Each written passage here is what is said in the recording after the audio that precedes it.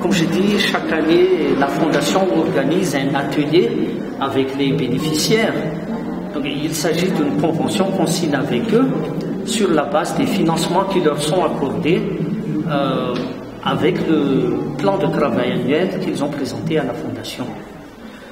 En général, comme j'ai dit, 60% de notre financement va directement aux aires protégées, aux parcs et réserves gérés par Madagascar National Park, et 40% de nos financements va vers ce qu'on appelle les nouvelles aires protégées, qui sont classées dans les catégories 5 et 6 de l'IUCN. En fait, 40%, c'est pour les aires protégées qui sont gérées, qui sont en dehors du MNP. Il y a différents bénéficiaires. Sur la base du plan de travail annuel, ils ont une chambre correspondante.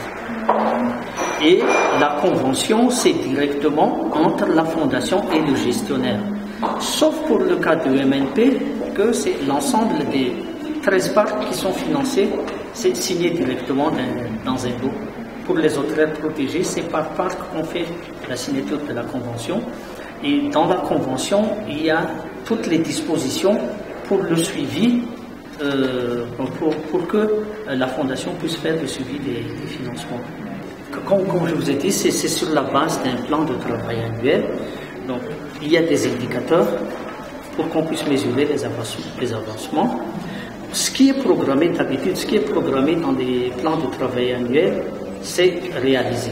Je ne dirais pas à 100%, mais dans les 60, plus de 70 et même 80-90%. Seulement, il y a des phénomènes qui ne dépendent pas du gestionnaire, qui ne dépendent pas de nous. Quand il y a des ruées, quand il y a des ruées vers l'or, vers les pierres précieuses, ça c'est les principales pressions qu'on n'arrive pas encore à maîtriser, parce qu'on ne peut même pas les prévoir dans les planifications.